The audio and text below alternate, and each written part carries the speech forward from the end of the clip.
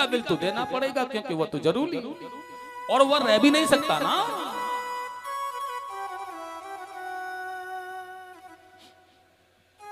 बड़ा सुंदर उपाय बताया है महाराज। हमें अपने माँ बाप के चरण स्पर्श करना अनिवार्य है, जैसे कि भोजन करना अनिवार्य है, ऐसे ही माता पिताओं के सास की सेवा करना मैयाओं अनिवार्य है। अपनी माता पिता की सेवा आप किया करो। अच्छा ठीक है, चरण नहीं दबाती हो आप, लेकिन यह नियम आज से जरूर बना लेना कि प्रातः जब जागो तो सबसे पहले माता पिता के, सास के, ससुर जी की चरण स्पर्श करो। आप चाय पीने तो आते होंगे, घर नहीं रहते साहब, तो चाय पिलाने, जब चाय पीने आते हैं तभी चरण स्पर्श करो उनके, मत दबाओ। चलो चलो, वैसे तो चरण दबाने में कोई आपत्ति नहीं है, लेकिन पैर जरूर छुओ, चरण स्पर्श करो, इससे मन प्रसन्न होता है, आनंद आता है। प्रेम से बोलेंगे वृंदावन बिहारी लाल जय हो। भगवान ने चरण स्पर्श किए अक्रूर जी के, हृदय से लगाया, आशीष दिया है। भाव नहीं जागे दिल के, अरमान जगा कर क्या होगा। भाव नहीं जागे दिल के, अरमान जगा कर क्या होगा। माँ बाप ही भूखे बैठे हैं, परिक्रमा लगा कर क्या होगा। माँ बाप गम को सह गए कर सीना फौलाद, इसका सिला माँ बाप को क्या देती है औलाद। माँ बाप और गुरु के कहने पे जो चलेगा, सम्मान दुनिया देगी, सम्मान दुनिया देगी। फूलेगा और फलेगा, माँ बाप और गुरु के कहने पे जो चलेगा। माँ बाप और गुरु के कहने से जो चलेगा, सम्मान दुनिया देगी, सम्मान दुनिया देगी। फूलेगा और फलेगा, माँ बाप और गुरु के कहने से जो चलेगा।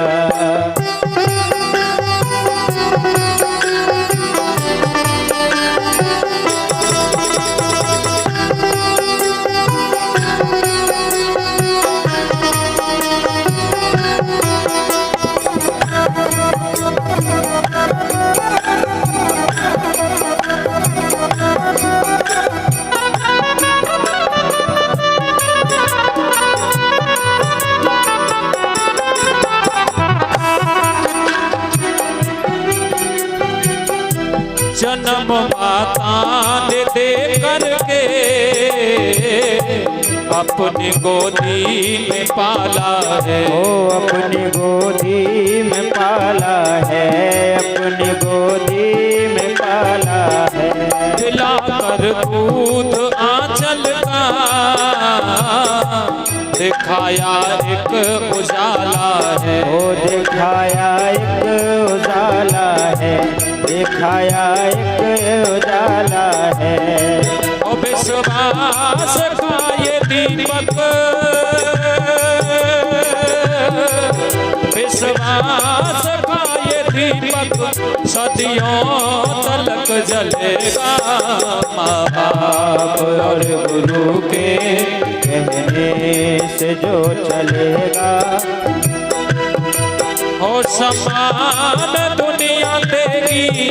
फूलेगा और फलेगा, बाप और गुरु के कहने से जो चलेगा।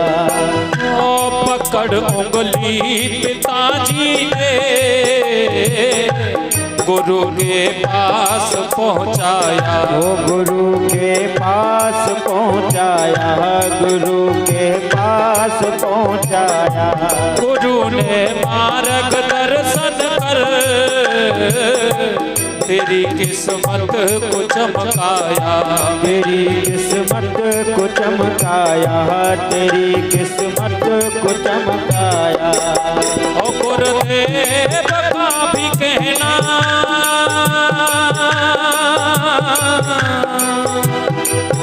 गुरुदेव का भी कहना टाले नहीं टलेगा बाबा। और गुरु के कहने पे जो चलेगा, समान दुनिया देगी, समान दुनिया देगी। भूलेगा और भलेगा बाबा। और गुरु के कहने पे जो चलेगा। और देखिए भजन के लास्ट बोल के माध्यम से बड़ी ही सुंदर बात लिखी है। माँ बाप और गुरुदेव कहा है ये चीज, तीनों चीज अनमोल है जीवन में। और कहा है चीज अनमोल है तीनों, सदा ही पास में रखना। ओ सदा ही पास में रखना, सदा ही पास में रखना। चीज अनमोल है तीनों, सदा ही पास में रखना। ओ सदा ही पास में रखना, सदा ही पास में रखना। पिता माता गुरु जी को सही विश्वास में रखना। सही विश्वास में रखना, सही विश्वास में रखना। ओ चरणों की रज को भक्तो, चरणों की रज को भक्तो, मस्तक पे जो मलेगा बाप। और गुरु के कहने पे जो चलेगा, समान दुनिया देगी, समान दुनिया देगी। भूलेगा और फलेगा बाप। और गुरु के कहने पे जो चलेगा, समान दुनिया देगी, समान दुनिया देगी। भूलेगा और भलेगा बाबा। और गुरु के कहने पे जो चलेगा बाबा। और गुरु के कहने पे जो चलेगा बाबा। और गुरु के कहने पे जो चलेगा, समान दुनिया देगी और समान दुनिया देगी। भूलेगा और भलेगा बाबा। और गुरु के कहने पे जो चलेगा बाबा। और गुरु के कहने पे जो चलेगा, समान दुनिया देगी। भूलेगा और फलेगा माँ बाप और गुरु के कहने पे जो चलेगा। बोलेंगे वृंदावन बिहारी लाल की। इसलिए कहता हूं मैं कि बच्चों को, जवान भाइयों को, बहुओं को कथा सुनाने लाना चाहिए। क्योंकि आप जानते हैं जिस रामचरितमानस को तुमने पढ़ा है ना, उसमें स्पष्ट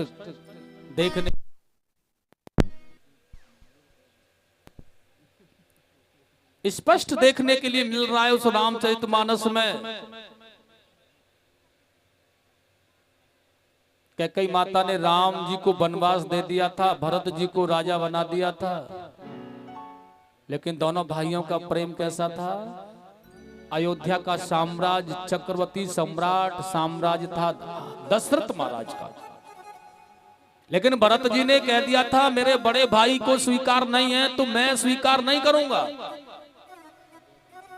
राम जी ने अपने भाई भरत के लिए उसे छोड़ करके वन में जाना पसंद कहा। अगर मेरा भाई भरत राज करने की इच्छा करता है और करना चाहे ना तो मैं जीवन पर्यंत वन में रह सकता, ऐसा राम जी का भाव था।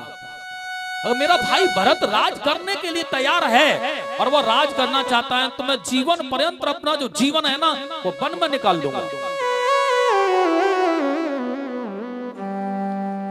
लेकिन साथियों राम जी के लिए भरत जी ने भी कह दिया था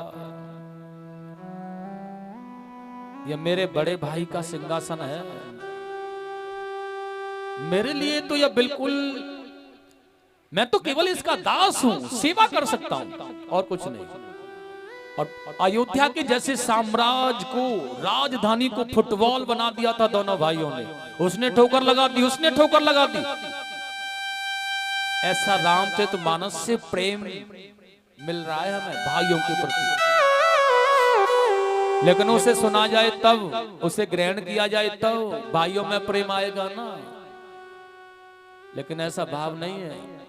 आज के जमाने में ना तो 2 इंच जगह के लिए भाई भाई मर जाते हैं, झगड़ा कर देते हैं। ऐसा प्रेम, ऐसा भाव भाइयों के अंदर होना चाहिए, ऐसी श्रद्धा। वो उसी माता के गर्भ से निकल करके आए जिससे वो निकला है, उसी से वो निकला है। इतनी द्वेषता नहीं होनी चाहिए मन में, इतना ऐसा कोई भाव नहीं होना चाहिए। राम जी जब किसी खेल को जीत जाते हैं ना तो अपने भाई भरत के लिए ना हार जाते हैं। लक्ष्मण कहता है नहीं भैया तुम जीत गए हो, नादान है, छोटा भी है, लेकिन राम जी ने कहा नहीं भरत ही जीता है। ऐसा सुंदर भाव रामचरितमानस के स्नेह से मिल रहा है। ऐसा सुंदर श्रीमद् भागवत बता रही है हमें। कन्हैया चरणों में गिर करके प्रणाम करते हैं आज अपने बुजुर्गों के लिए। भगवान ने देखा है क्रूर जी ले जाने आए, नंद बाबा तो मना नहीं करेंगे, लेकिन मना करने वाली है तो कौन है, वो मैया यशोदा। और रात्रि में ही मैया यशोदा, क्योंकि प्रातः काल जाना है, पास में आ गए और मैया यशोदा के पास में आकर गोद में बैठ गए। कन्हैया देख मैया, मैंने देखा है और मैंने सुना है मथुरा में बहुत सुंदर मेला लग रहा है और मैं बड़ा हो गया हूँ, मेरे साथ वाले सभी सखा जा रहे हैं, नंद बाबा भी जाएंगे मैया, मथुरा के महाराज ने रथ भी भेजा है हमारे लिए, हमें भी जानने देना चाहिए और तू मना मत करना, मैं पहली बार जा रहा हूं और रोना भी मत। लेकिन यशोदा मैया ने कहा अरे ओ कृष्ण तुझे किसने कह दिया कि तू मथुरा जाएगा, तू मथुरा नहीं जा सकता है, मथुरा नहीं जाएगा तू। लेकिन अब तो भगवान सोच रहे हैं जो मुझे डर था वही हो रहा, ये मैया है ना ये जाने नहीं देगी मुझे।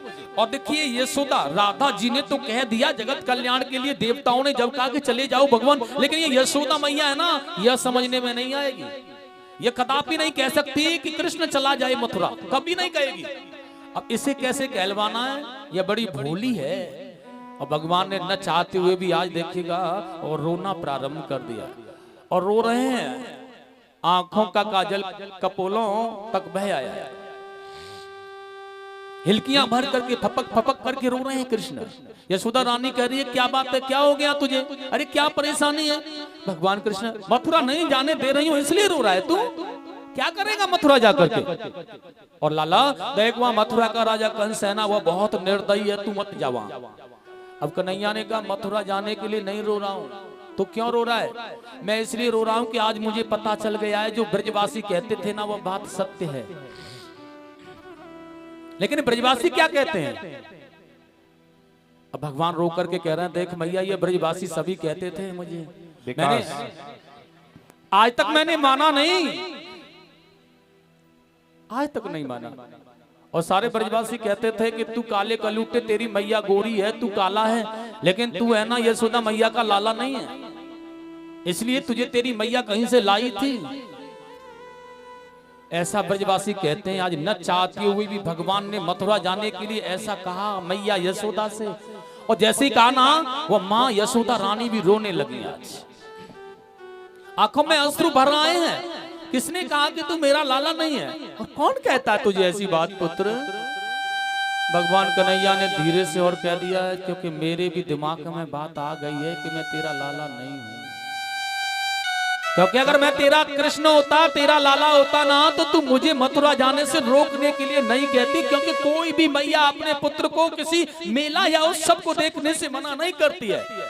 और सुनो, अगर पिता एक बार के लिए मना भी कर देना और घर से चला जाए, तो माँ इतनी ममतामयी होती है कि पीछे से पैसे दे देती है उसके पास जो होते हैं, बेटा लेकिन जल्दी जा करके जल्दी आ जाना, वहां उधम मत करना, तेरे पिता लौट करके आए ना उससे पहले लौट के आ जाना, नहीं तो बहुत धमकाएंगे पुत्र। इतनी ममतामयी होती है माँ। लेकिन नंद बाबा ने कह दिया है, तू मना कर रही है जाने के लिए। मैं जानता हूं कि मैं मथुरा जाऊंगा ना मैया, तो वहां के राजा लोग हैं ना, मेरी कौशलता पराक्रम को देख करके मुझसे मित्रता करना चाहेंगे। मैं धनवान हो सकता हूं, महाराज कंस मुझे कहीं का राजा भी बनाता है, और तू क्योंकि मैं तेरा लाला नहीं हूं ना, इसलिए तू ईर्ष्या कर रही है मुझसे। मैं बड़ा व्यक्ति ना हो जाऊं, क्योंकि मैं तो केवल, तू चाहती है कि सदैव मैं तेरी गायों की सेवा करता रहूं, फिर तेरी गायों को चराने वाला कहां से आएगा नौकर? आज मैया फूट फूट के रोने लगी, उसका हृदय फूटने लगा। अरे हो कृष्ण, क्या कह रहा है तू बेटा? हाँ सही कह रहा हूं, आज वो भगवान अपनी मैया के अस्त्रों को पहुंच रहे हैं। मैया पीताम्बर से आज लाला के अस्त्रों को पहुंच रही है। तू मथुरा जाना चाहता है ना, लेकिन ऐसी बात मत कर कृष्ण, और तुझे मथुरा जाना है ना तो चला जाना प्रातः, मैं नहीं रोकूंगी तुझे मथुरा जाने के लिए। और देखिए, ये आपके समक्ष हमारे श्रीमान रामवीर सिंह कढ़िया निवासी व्यास जी का स्वागत करेंगे। उसके पश्चात सभी इंस्ट्रूमेंट कलाकारों का और हमारे यजमानों का और कलश वाली कन्याओं का स्वागत कर रहे हैं। सभी इनके लिए जोरदार ताली बजाएंगे। बोलिए गोविंद भगवान की जय।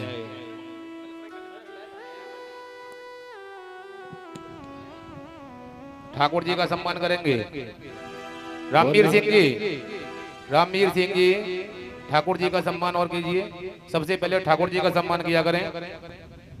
जितना सम्मान व्यास जी का किया है उससे कहीं ज्यादा ठाकुर जी का सम्मान होना चाहिए। बांके बिहारी लाल जय हो। मैया यशोदा आज घबरा रही है। लाला मथुरा जाना चाहता है तो चला जाना भैया, लेकिन ऐसा क्यों कह रहा है? तू मेरा लाल, मेरा पुत्र है।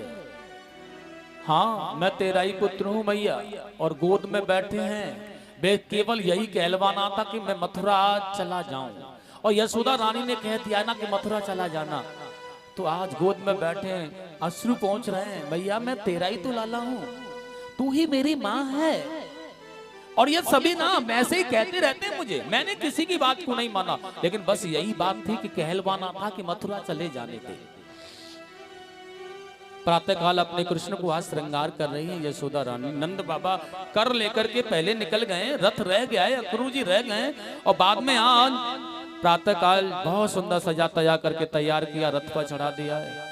गोपियां रह गई बिलखती हुई, ब्रजवासी बिलखते हुए रह गए, भगवान रथ में बैठ करके जा रहे हैं।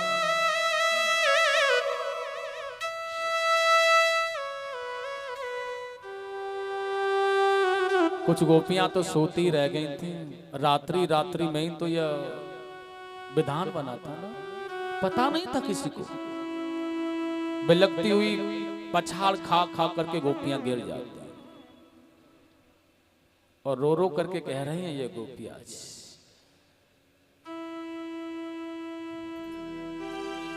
आज बैरी भयो करू,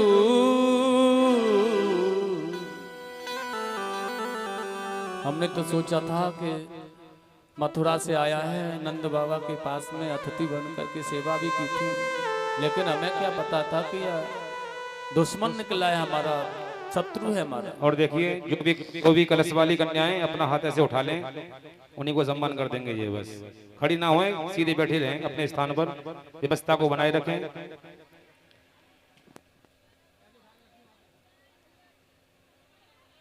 आज बैरी भयो अकरू,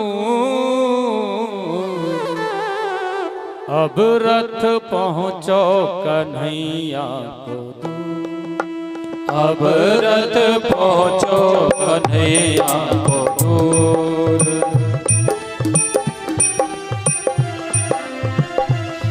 ओ अब रथ पहुँचो कन्हैया को दूर।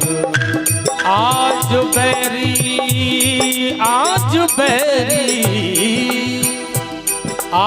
बैरी भयो अकरू,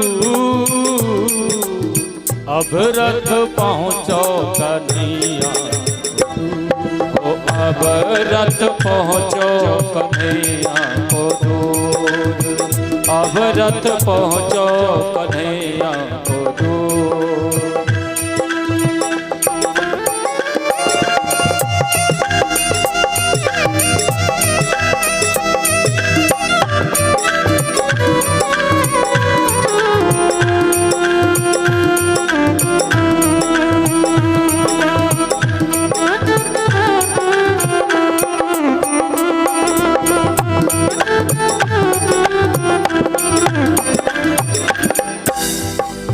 रथ निकल गया लेकिन वो गोपी कह रही है, ऐसी मोए खबरिया होती, ऐसी मोए खबरिया होती। अगर पहले मुझे पता चल जाता था कि कृष्ण जा रहे हैं तो मैं पहले ही आ जाती। ऐसी मोहे खबरिया होती, ऐसी मोहे खबरिया होती। तो मैं रथ के आगे सोती, तो मैं रथ के आगे सोती। जब वो रथ जा रहा था ना तो उसके नीचे लेट जाती मैं, चाहे वो मेरे ऊपर होकर के ले जाता, चाहे हो जाती चकनाचूर, चाहे हो जाती चकनाचूर। अब रथ पहुँचो कन्हैया को दूर। हो अब रथ पहुँचो कन्हैया को दूर। अब रथ पहुँचो कन्हैया को दूर। अब रथ पहुँचो कन्हैया को दूर। आज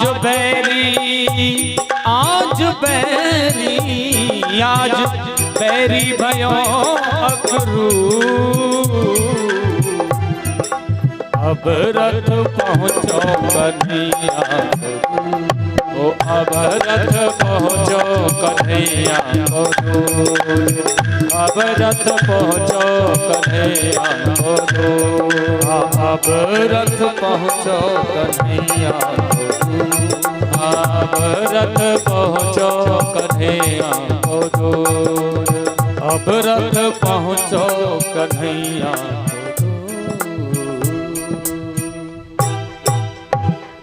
अब तुम्हारा ये रथ आगे निकल गया, बेचारी रोती बिलखती रह गई। यमुना में स्नान किया, अक्रूर जी को दिव्य दर्शन देकर के भगवान ने कृतार्थ किया और मथुरा में आ गए। नंद बाबा से नगर भ्रमण करने की आज्ञा मांगी और देखिए बड़े सुंदर भाव में आज भगवान बहुत ही पावन, बहुत ही आनंदमय होकर के नगर भ्रमण करने जा रहे हैं। तो रजक नाम का जो सेवक था, कंस के वस्त्र धो रहा था, उसका वध किया भगवान ने और उन वस्त्रों को पहन लिया। दोनों दर्जी पर कृपा की, जिसने वस्त्रों को अच्छा काट छांट करके बनाया और उन्हें पहनाया और उस पर कृपा की। उसके बाद सुदामा नाम के माली पर भगवान ने कृपा की और सुंदर सुंदर हार पहने हैं। उसके बाद में 3 जगह से टेढ़ी कुब्जा जो अंगराज लेकर जा रही थी उस पर कृपा भगवान ने की और उसे 3 जगह से जो टेढ़ी थी एकदम सुंदरी बनाया है, पावन बनाया है और चंदन लगवाया उसके द्वारा। बहुत सुंदर राजकुमार की भांति सज करके यह आज यज्ञ में पहुंचे जहां धनुष बहुत बड़ा भारी रखा हुआ था। और एक बात और है महाराज, यह कंस था ना, यह जो धनुष कंस के पास में था यह भगवान शंकर का दिया हुआ था। भगवान शंकर की बहुत इसने तप किया था और यह आए थे दर्शन देने के लिए, वरदान देने के लिए। और जब ये वरदान में यह धनुष दिया था, इससे बहुत बलशाली था। इस धनुष के प्रताप से ना तू बहुत बलशाली रहेगा, अजय हो जाएगा, तुझे कोई मारने वाला नहीं होगा। लेकिन बेटा जिस दिन यह धनुष टूट जाए ना, लेकिन यह बिना ब्रह्म के नहीं टूट सकेगा, उसी दिन समझ लेना कि तेरा काल आ गया। और आज भगवान ने जाकर खेल ही खेल में वह धनुष उठा करके तोड़ दिया है।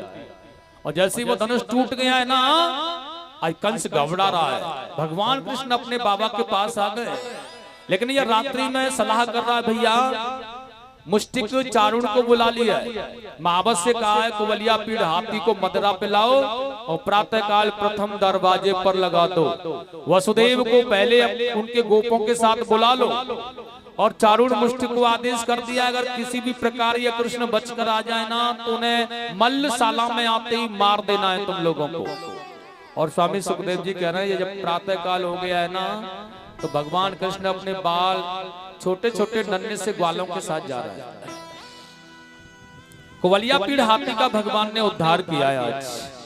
उसके बाद जब उस सभा में पहुंचे हैं, मल्लशाला में कंस का दरबार लगा है, और जैसे ये पहुंचे हैं ना, तो जैसे जैसे भगवान को जो देख रहा है ना, उसी रूप में प्रभु दर्शन दे रहे हैं उसको।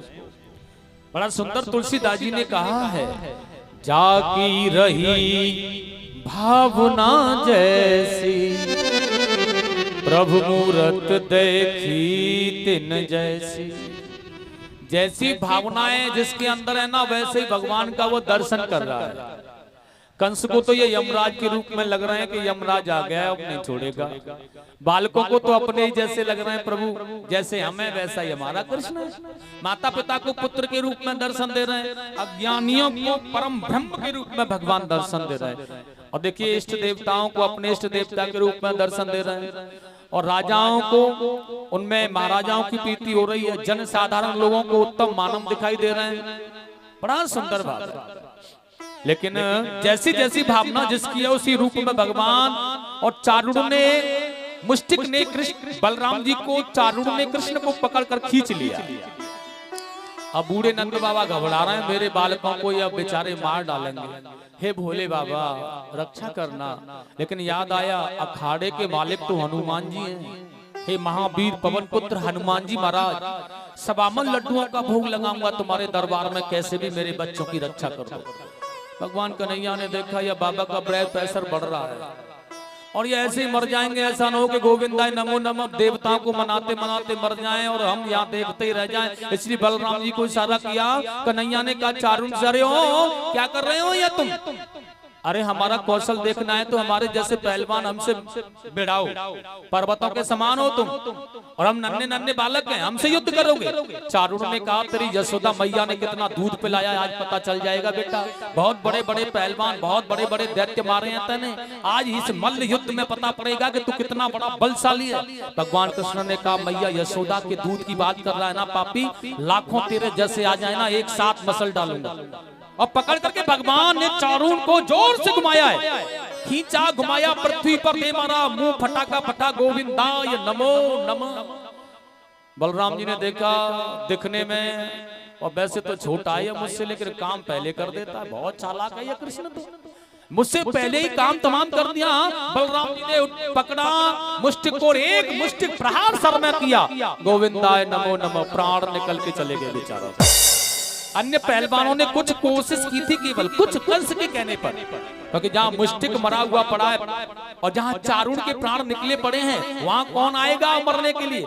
और यह ग्वाल बाल कह रहे हैं, बाजे वालों से बजाओ बाजे, क्योंकि नन्हे नन्हे बालकों ने या पहाड़ के समान पहलवानों को मारा है बेटा, और जोशीले बाजे बज रहे हैं। कंस कह रहा है, मूर्खों, मेरे पहलवान मारे जा रहे हैं और मेरे ही राज्य में मेरे ही बाजों को बजा रहे हो, हैं? बंद करो इन्हें। लेकिन आज बलराम जी अन्य पहलवानों के साथ युद्ध कर रहे हैं, मारते ही जा रहे हैं उनको, और जो भी सेवक हैं, साथी गण हैं। लेकिन आज भगवान ने छलांग लगा दी। कंस जो बड़े दरबार में बैठा है, मुकुट को निकाल के फेंक दिया है, बालों को पकड़ लिया है, घसीट करके ला रहा है, और कंस केवल एक ही बात कह रहा है, तू भांजा है मेरा, मैं तेरा मामा हूं, छोड़ दे, जैसे तू चाहे वैसे कर लेंगे। मिलजुल के कर लेंगे। और मैं भैया कृष्ण तुझे मैं राजा बना दूंगा और मैं तो संन्यास लेकर के भजन करने चला जाऊंगा। भगवान ने कहा मामा यह भजन अगर पहले कर लिया होता तो यह नौबत नहीं आती तेरी है? और फिर भांजा बना लिया है, चलो प्रायश्चित करके ही बनाया, बाद में ही बना लिया, उससे पहले तो कभी नहीं बनाया। मेरे 6 भाइयों को मार दिया तुमने है? एक भी बार नहीं कहा कि भांजे हैं ये, लेकिन फिर भी भांजा बना लिया ना तो भांजा नहीं मार रहा है तुमको, क्योंकि मामा मारने वाला तो वही है जिसका अपराध तुमने किया है। और किसका अपराध किया था तुमने? अब बड़ा सुंदर कहा है, अरे ओ मामा कंस छाती पर बैठे हैं कृष्ण, दोनों हाथ मुक्के की भांति तान रख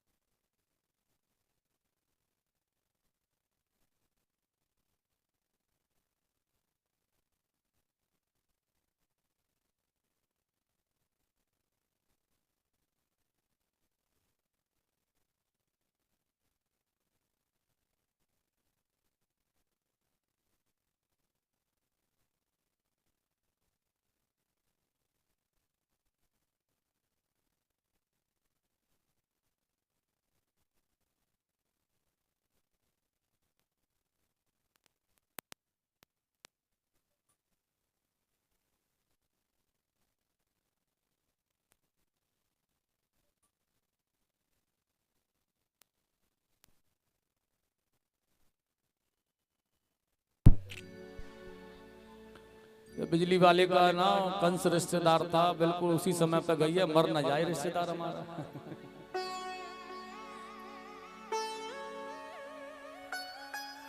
ठाकुर जी ने कहा अरे ओ मामा सुन मेरी जननी की तूने। अब उस समय याद कर ले जब मेरी माता देवकी विवाह के बाद में दुल्हन बन करके सज करके जा रही थी, जरा जाकर देख उस समय को पीछे। मैं नहीं मारता तुझे और ना ही मार रहा हूं, मैं तो तेरे पापों के प्रायश्चित को क्षमा कर देता हूं और कर भी रहा हूं मामा। सुन मेरी जननी की तूने कैसी देख सजा कराई थी, कैसी देख सजा कराई थी। और मामा कंस पकड़ा था रथ से बाल पकड़, खींचा था रथ से बाल पकड़, फिर उस पर खड़क उठाई थी। खींचा था रथ से बाल पकड़, फिर उस पर खड़क उठाई थी। खींचा था रथ से बाल पकड़, बाल पकड़ के रथ से नीचे गिरा लिया था और तू मारने चला था उस अबला को। अगर मेरे पिता न होते ना मौके पर तो मार देता तू। और वो आकाशवाणी भी हुई थी वहां कोई, इसलिए अरे वो मामा कंस इसलिए मैं नहीं मार रहा हूं तुझे। कौन मार रहा है याद कर, उन बालों का बदला तुझसे, जिन देवकी के बालों को पकड़कर खींचा था ना तूने, वही देवकी के बालों को खींचने का बदला कौन ले रहा है? उन बालों का बदला तुझसे लेता है बाल देवकी का, लेता है बाल देवकी का, लेता है बाल देवकी का। बाल वाले बाल देवकी का ही बाल है, लेता है बाल देवकी का, लेता है बाल देवकी का। और मामा कंस नवबाड़ी को भी याद कर ले, उस नवबाड़ी की अष्टध्वनि, उस नवबाड़ी की अष्टध्वनि है अष्टम लाल देवकी का। उस नवबाड़ी की अष्टध्वनि है अष्टम लाल देवकी का। उस नवबाड़ी की अष्टध्वनि। तू कहता था कि देवताओं की देववाणी, मैं इस देवकी के 8वें पुत्र को मार दूंगा, तो कुछ भी नहीं कर पाया। तेरे घर पर तेरे कारागृह में मेरे माता पिता रहे, लेकिन तू कुछ भी नहीं कर पाया और मैं तेरे यहाँ से निकल के चला गया। मैं वही देवकी का 8वां पुत्र हूँ मामा कंस, और वही देवकी का बाल हूँ जो तुझे बदला लेने के लिए आ गया है। और आज भगवान ने भरपूर बाहुबल के द्वारा कंस की छाती में प्रहार किया है, और जैसे प्रहार किया प्राण निकल करके चले गए। गोविंदाय नमो। हाथ ऊपर करना जरा, जिसे कंस के मरने का दुख हुआ है।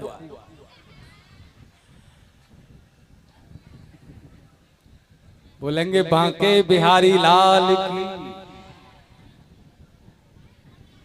बड़ी मुश्किल से मरा है, बड़ा मुश्किल से मारा भगवान ने। मारने के बाद कंस को दौड़ करके उग्रसेन के कारागृह बंधनों को खुलाए और हाथ जोड़ करके याचना कर रहे हैं। आज ये देखिए, भगवान ने कंस का वध किया है। इस हिसाब से ना, राजा को मारने के बाद राजा और राज्य का मालिक कौन होना चाहिए? भगवान कृष्ण होने चाहिए, लेकिन नहीं, अपने नाना उग्रसेन से निवेदन कर रहे हैं अपने माता पिताओं के बंधन खुलवाने के लिए। आप राजा हैं मथुरा के, हम आपकी प्रजा हैं, और राजा पर कोई कष्ट पड़ता है क्योंकि राजा प्रजा का रखवाला होता है।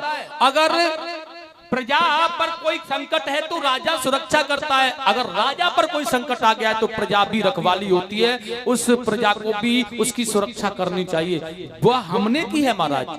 आपको कारागृह में डाल दिया था इस दुष्ट ने, आपको मुक्त किया जाता। आप मथुरा के महाराज हैं, आपके कारागृह में मेरे माता पिता हैं, उन्हें बंधनों को खोल दो आप। और उग्रसेन की आंखों में अश्रु आए हुए हैं, पुत्र, क्योंकि राजा का अधिकार तो तुम्हें है, फिर भी तुम कितने बड़े कृपालु हो कि मुझे आकर के तुमने ऐसा कहा। और देखिए, दौड़ करके अपने हाथों से उग्रसेन ने वसुदेव देवकी के बंधनों को खोला है। भगवान माता पिता से मिले हैं आज, आंखों में अश्रु पूरित नयन है, बड़ा सुंदर भाव है। और माँ पुत्र से मिल रही है, पुत्र माँ से मिल रहा है, पिता पुत्र से मिल रहा है, बड़ा स्नेह है उनके मन में। लेकिन उसके बाद छोर कर्म कराया, उनका दिव्य वस्त्र पहनाए, राज दरबार में उग्रसेन जी को ही महाराज बनाया गया। कंस का राजा, यहाँ मथुरा का राजा, कंस के बाद में उग्रसेन महाराज को बनाया है, लेकिन युवराज कृष्ण को बना दिया गया है। लेकिन जय जयकार कर रहे हैं सभी मथुरावासी कृष्ण और बलराम जी की। तो भगवान एक ही बात कहते, भैया जय बोलो ना तो मेरे नंद बाबा की बोलो, इनकी कृपा है जो मैंने कंस का वध किया। अगर जय बोलनी है ना तो ये ब्रजवासी सभी जय बोलने के अधिकारी हैं। जय इन ब्रजवासियों की बोलो, गायों की बोलो, ग्वालों की बोलो, यशोदा मैया, गोपियां, राधा की जय बोलो, ये जय के अधिकारी हैं, क्योंकि इन्होंने मुझे पाला है, बड़ा किया है, माखन खिलाया है। और उसी भांति देखिए, आज वसुदेव जी के साथ नंद बाबा को कुछ भेंट दी है भगवान ने, और उन्हें समझा बुझा करके लौटा दिया। लेकिन यहाँ सुखदेव जी ने कहा है, देवकी वसुदेव ने अपने पुत्र कृष्ण बलराम को विद्या अध्ययन करने के लिए सांदीपन गुरु जी के यहाँ भेज दिया है। हमसे दूर रहने के कारण ना हमारे बच्चों की शिक्षा नहीं हो पाई है, और जीवन में शिक्षा बहुत अहम भूमिका निभाती है, बहुत जरूरी होती है। इसलिए हर माता पिता का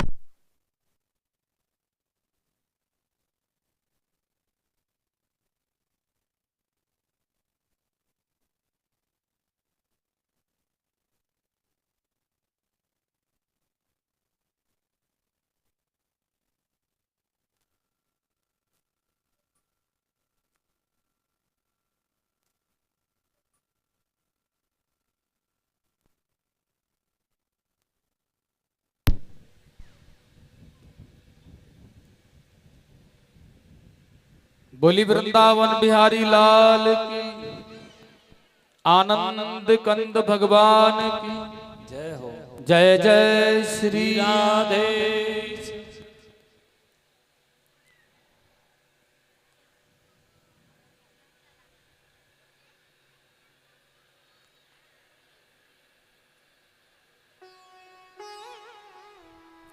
बड़ा सुंदर भाव है। यहाँ भगवान गुरुकुल के लिए, शिक्षा के लिए जा रहे हैं आज दोनों भैया।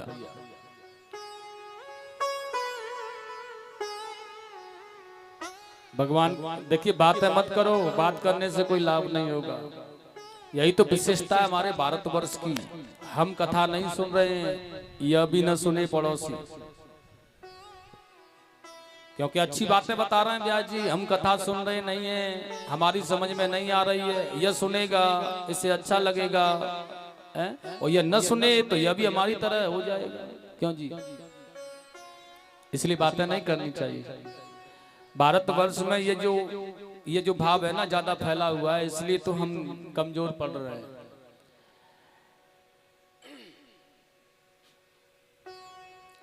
किसी गांव में झगड़ा हो गया था महाराज,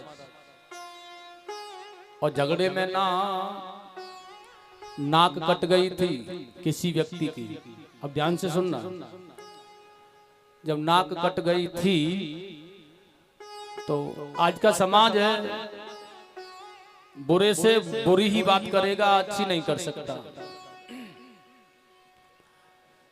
तो अब जब नाक कट गई ना तो लोगों ने कहना प्रारंभ किया, जैसे भी किसी का ताऊ है, किसी का चाचा, किसी का बाबा है, और तो वही कहते हैं कि नकटा ताऊ आ गए, नकटा ताऊ आ गए, नकटा चाचा आ गए, नकटा चाचा आ गए। वह नकटा से बड़ा परेशान होने लगा। इसलिए सोचा महात्मा बन जाता हूँ, जब महात्मा बन जाऊंगा तो फिर कोई नहीं कहेगा। इसलिए घर छोड़ करके महात्मा जी हो गए, सन्यास ले लिया। लेकिन जब सन्यास ले लिया और जब गांव में भिक्षा के लिए जाते थे ना, तो गांव के लोग यही कहते थे, देखो नकटा बाबा आ गए, नकटा बाबा आ गए। उसने देखा महाराज ये तो बड़ी विडंबना है, बड़ी समस्या है। मैं तो सन्यास लेकर के आ गया, फिर भी मेरा साथ किसी ने छोड़ा नहीं। अब एक दिन उसने कहा, भैया तुम मुझसे नकटा बाबा कहते हो, लेकिन जानने की कोशिश की कभी कि यह मेरी नाक कैसे कटी? उसने कहा, बाबा कैसे कटी? तो मैं नहीं पता, यह नाक मेरी इसलिए कटी है क्योंकि मैं कटी नहीं है, मैंने काटी है स्वयं। काटी है? कोई अपनी नाक काटेगा क्या? उसने कहा हाँ काटी है। क्यों? क्योंकि नाक काटने के बाद में ना मुझे भगवान का दर्शन हो गया है। दुनिया मर के चले जाते हैं सभी, कितनी तपस्या करते, जन्म जन्म मुन जतन कराई, अंत राम का यावत नाई। मैंने भगवान की तपस्या की, तो ठाकुर जी ने कहा तू अपनी नाक काट दे तो मैं तुझे दर्शन दे दूंगा। मैंने कहा शरीर तुम्हारे लिए सब कुछ है, अब नाक की क्या बात है? भगवान सहज में मिल रहे हैं, नाक काटने में क्या? इसलिए मैंने नाक काट दी और भगवान मुझे, देखो ये भगवान खड़े हैं, तुम्हें तो नहीं दिख रहे ना? उसने कहा महाराज जी हमें नहीं दिख रहे, लेकिन मुझे दिख रहे हैं, देखो ये खड़े।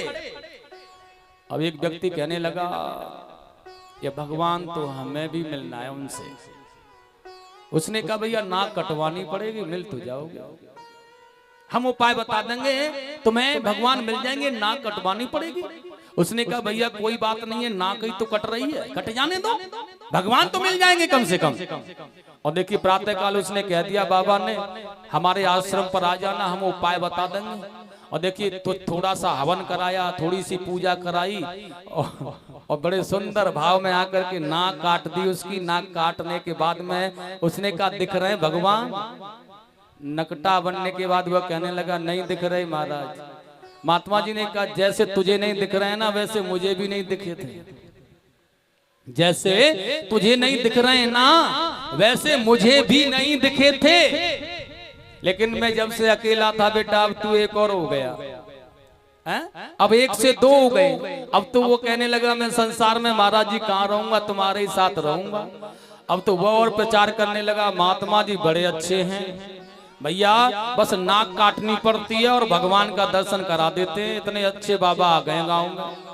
अब तो सभी लोग, उन्होंने कहा नाक ही तो कट रही है, जा क्या रहा है, थोड़ी सी नाक काटनी पड़ती है, भगवान का दर्शन हो जाता है। सारे के सारे लोग भाग भाग करके आ रहे हैं महात्मा जी के पास में, भैया हमें भी नाक कटवानी है गुरुजी, हमें भगवान मिल जाएंगे, बस सारे संकटों का हरण हो जाएगा, भगवान मिल जाएंगे।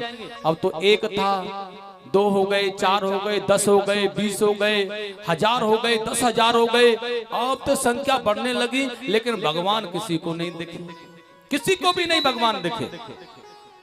और खामा में नाक कटती जा रही हैं लोगों की, और भगवान किसी को नहीं मिल रहा है। यही भाव है इस संसार का।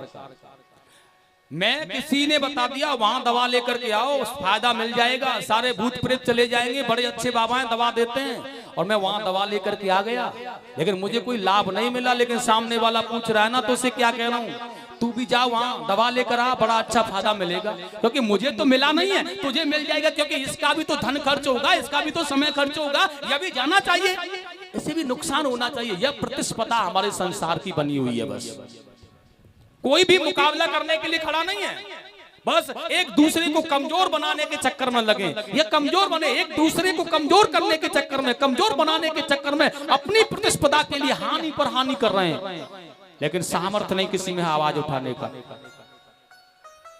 कितनों की नाक कट गई बेकार में, कोई लाभ मिला, भगवान मिले नहीं मिले, ऐसी संसार का नियम है। इसी प्रतिस्पर्धा में हम जल रहे हैं, मर रहे हैं हम, और कोई लाभ नहीं मिल रहा है। यह भारतवर्ष की प्रतिस्पर्धा है, ईर्ष्या, इसके कारण ना हम बर्बाद होते हुए चले जा रहे हैं। अरे हमें नुकसान हो गया है, हमें फायदा नहीं हो रहा, सामने वाले को स्पष्ट कर दो, भैया मत जाना, कोई फायदा नहीं होने वाला, वहां बेकार में जाएगा तू, दूसरे का तो बच जाएगा कम से कम, तुम्हारा चला गया। किसी अच्छी व्यक्ति ने, समझदार व्यक्ति ने जाकर के उस परंपरा को रोका, नाक कटने वाली को, भैया सुनो, कोई भगवान नहीं दिखता है, मैंने कटवा के देख लिया, मुझे भगवान नहीं दिखे हैं, या बेकार खामा खा एक दूसरे की नाक को काटने पर लगे हुए हैं, भगवान नहीं मिलते नाक काटने से। तो उस प्रतिस्पर्धा को रोका गया, और ऐसा ही तुम करते हो कथा में आकर के। हम नहीं सुन रहे हैं, लेकिन सुनने इनको भी नहीं सुनने देंगे, हम नहीं सुन रहे, ये पड़ोसी, अच्छा हम नहीं सुन रहे तो ये तीसरा वाला यजमान भी नहीं सुने, ये बीच वाला क्यों सुनेगा जब हम नहीं सुन रहे तो? नहीं, ऐसा नहीं। प्रेम से बोलेंगे वृंदावन बिहारी लाल की जय हो, आनंद कंद भगवान की जय हो, जय जय श्री राधे श्याम। भगवान गुरुकुल में आ गए, बहुत अच्छी तरह से देखेगा, और गुरुजी के आश्रम में रह करके देखिए, भगवान की जो भेंट हुई है ना, वह एक सुदामा नाम के मित्र से हुई है, जो ब्राह्मण थे। जब भगवान गुरुकुल जा रहे थे, या मार्ग में इन्हें मिले थे, कांटे लगे थे, इनके पैर से कांटा निकाल करके रथ में बिठाल करके या ले गए थे आश्रम तक, और बहुत अच्छा उनसे मित्रता, उनसे भेंट हुई थी, बहुत अच्छी तरह रहे थे। लेकिन सज्जनों, उसके बाद में गुरुजी की सेवा की भगवान ने, और 64 दिन गुरुकुल में रह करके जैसा जैसा गुरुजी ने कहा वैसा वैसा किया, और 64 दिन में सारी विद्याओं का अध्ययन किया, और गुरुदेव को दक्षिणा देने के लिए तैयार हो गए। गुरुदेव मेरी शिक्षा पूरी हो गई है, अब क्या दूं मैं आपको दक्षिणा में? गुरुजी ने कहा, पुत्र मैं क्या मांगू, तेरी गुरु माता अगर कुछ चाहती हो तो दे दो। और जैसे गुरु माता से पूछा है, तो गुरु माता का पुत्र बहुत वर्षों पहले समुद्र में जाकर के विलीन हो गया था, लौट के नहीं आया था, इसलिए वह लालसा उमड़ आई। सामर्थ्यवान परम ब्रह्म परमात्मा के रूप में शिष्य मिला है, तो क्यों ना मांग लूं? और कह दिया है, पुत्र तुम देना चाहते हो ना, तो मेरा पुत्र ला करके दे दो मुझे। भगवान ने समुद्र को जाकर के ललकारा है, लेकिन जब यहाँ भगवान को वह पुत्र नहीं मिला है, तो शंकासुर का समुद्र में जो रहता था उसका वध किया है, जहाँ से पंचजन्य शंख प्राप्त भगवान ने किया। उसके बाद यमराज के पास में गए हैं भगवान, और यमराज से अपनी गुरु माता का पुत्र ला करके उन्हें समर्पित किया है, और उसके बाद मथुरा लौट करके आए। प्रेम से बोलेंगे गोविंद भगवान की, आनंद कंद भगवान की जय जय श्री राधे श्याम। आज सुखदेव सिंह स्वामी ने कहा है, जिस दिन से भगवान लौट करके गुरुकुल से आए हैं ना, उस दिन से बड़ा अनमन से रहते हैं, ये किसी से बात नहीं करते हैं, अपने कक्ष में रहते हैं, कोई किसी से बातचीत नहीं करना, बस एकांत में रहना। एक दिन माता देवकी ने देखा है, मेरा पुत्र गुरुकुल से आया है ना, तब से बड़ा बेचैन सा रहता है, और आज अपने हाथों से भोजन बना करके उसे खिलाने जा रही है। लेकिन मन में आ गया है, यशोदा रानी तो शायद माखन खिलाती होगी, और इसलिए स्वयं लौट करके दधी मंथन किया, माखन रखा कटोरी में, और थाली में माखन परोसा लेकर के आ गई, और पहला ही कौर आज माखन रख करके जैसे भगवान को खिलाना चाहा माता देवकी ने, तो सज्जनों आज देखो, माखन को देखते ही भगवान की आंखों में आंसू आ गए, और वो रोने लगे हैं। हिलकियां भर भर करके रो रहे हैं भगवान।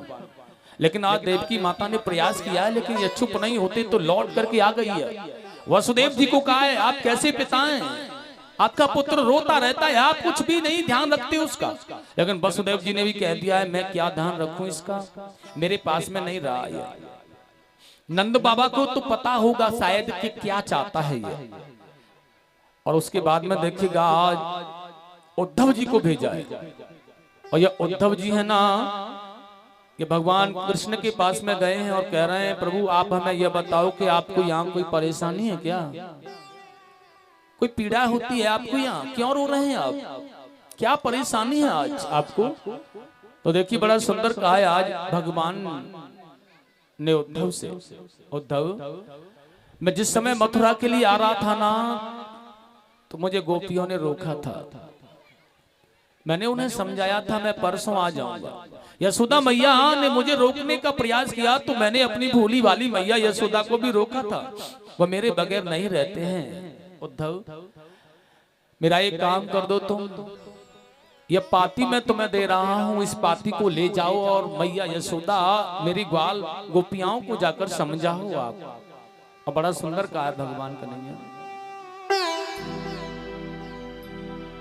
मैया की याद सताती मुझे यशोदा मैया की याद आ रही है उद्धव।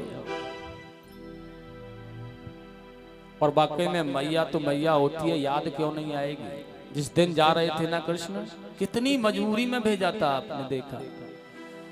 वाकई में परदेश जाता होता है ना पुत्र तो माँ याद करती है, कोई करे या ना करे, कब लौट के आएगा बेटा मेरा। मैया की याद सताती मुझे, मैं लिख कर के देता हूँ पाती तुझे, मैं लिख कर के देता हूँ पाती तुझे, मैं लिख कर के देता हूँ पाती तुझे।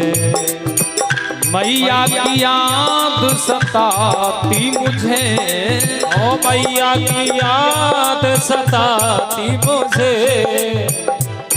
मैं लिख कर के देता हूँ पाती तुझे, मैं लिख कर के देता हूँ पाती तुझे।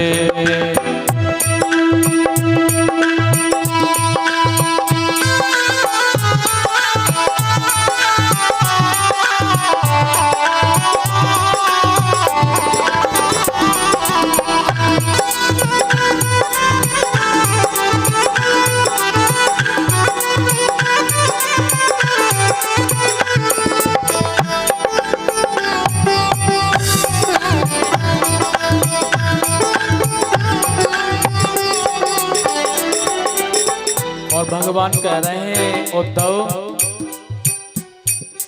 जब मथुरा में आ रहा था तो मैंने अपनी यशोदा मैया से कहा था मैं परसों आ जाऊंगा।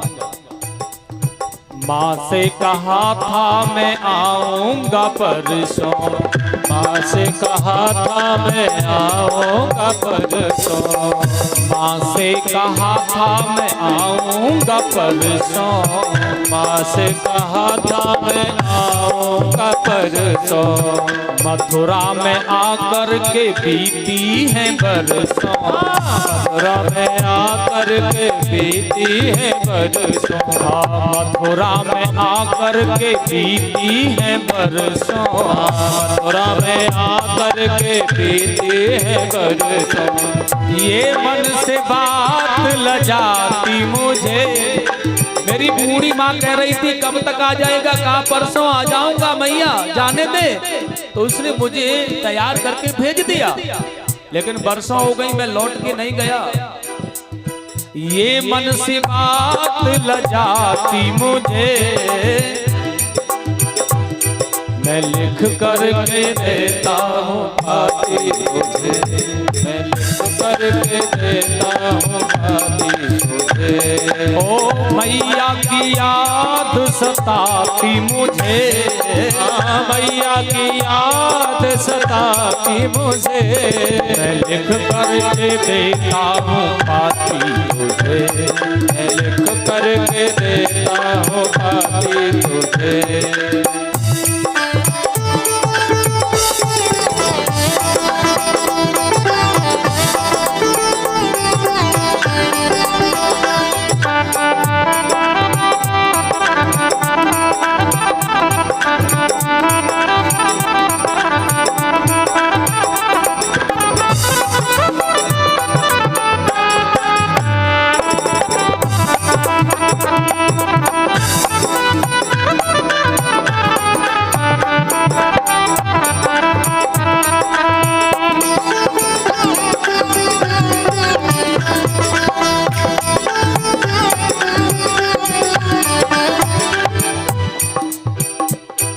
कन्हैया ने कहा है उद्धव मैया यशोदा ही नहीं,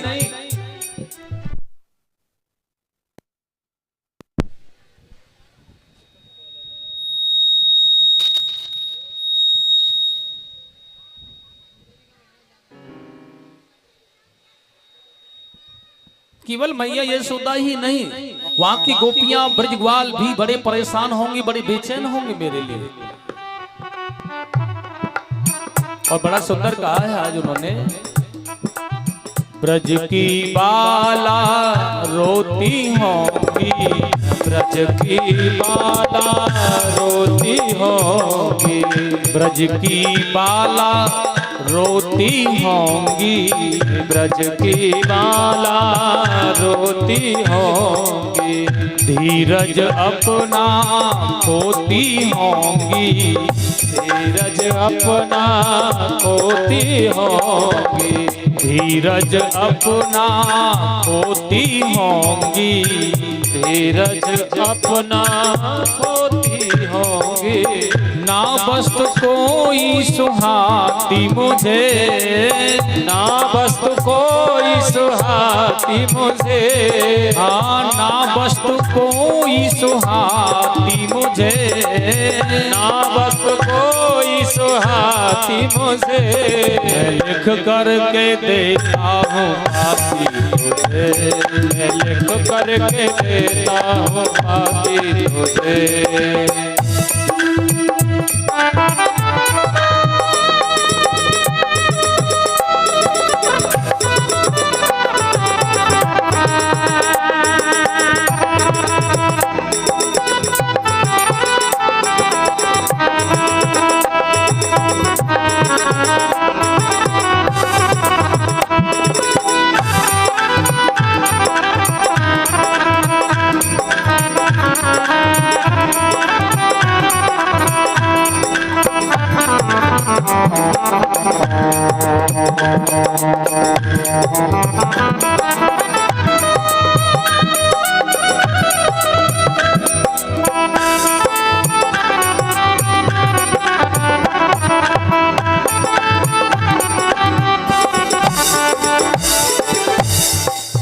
और कहा है भगवान ने उद्धव,